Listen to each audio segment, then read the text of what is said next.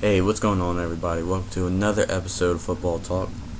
And before I start off on the main topic, let me first start off by thanking everybody who watched my last video, the one about Carson Palmer being traded to the Oakland Raiders. Now, I know that was a big time headline, so that one was kind of expected to get a lot of views, but that was my first video over 1,000 views, which I know that doesn't sound like much, but it's a lot to me, just starting off making videos on YouTube, and in the category of making sports videos, where it's not really that popular of a thing to do on YouTube.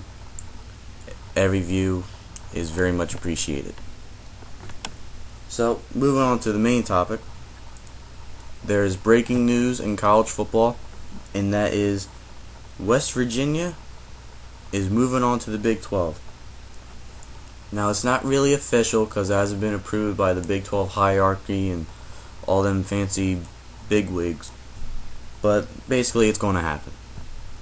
Now, unlike the A&M move to the SEC, I like the move of West Virginia to the Big 12 because I think this one actually makes sense.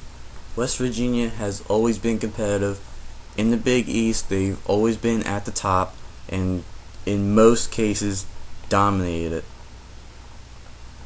And also when they move on to the bowl games, they've also been very competitive against any team from any conference that they faced.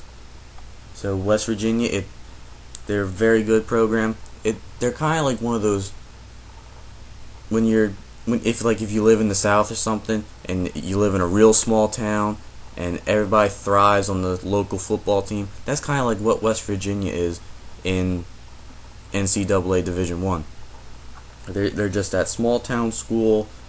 Football means so much to that program, so they go out there and they're very competitive every year because it just means so much more to that program. Now, like I said, football means a lot to them, so they'll bring like a tougher mentality, which is very much so needed in the Big 12.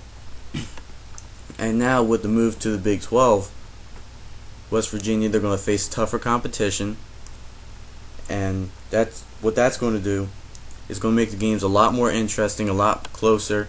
So it's going to bring more television exposure to West Virginia, and with that, it'll also bring more revenue, which is going to make the school a lot of money. And also, by going to the Big 12, West Virginia now is going to get a lot easier access to high school recruits. And it's going to be a lot easier to get recruits from like Texas and Oklahoma. So there, and especially Texas, as we all know, high school football is huge. So therefore, you're going to get a lot better recruits because, like I said earlier, it just means so much. So you're going to get better recruits. You're going to face tougher competition, but you're a very solid team yourself. So that's going to be a good move. Now, at first, for West Virginia, it's probably going to look like a bad one. I think they'll be like a middle of the pack team in the Big 12 at first, because you still have Texas in there, which, I mean, yeah, they are on the way down, but they can always be built right back up in any second. And you also have Oklahoma State's emerging, Baylor with Robert Griffith, maybe they'll become something within the next 2 years. Also, Big 12 is getting TCU, so hopefully it's put up or shut up for TCU. Maybe they'll do something in the Big 12. So it's going to be a rocky start for West Virginia in the Big 12 at first.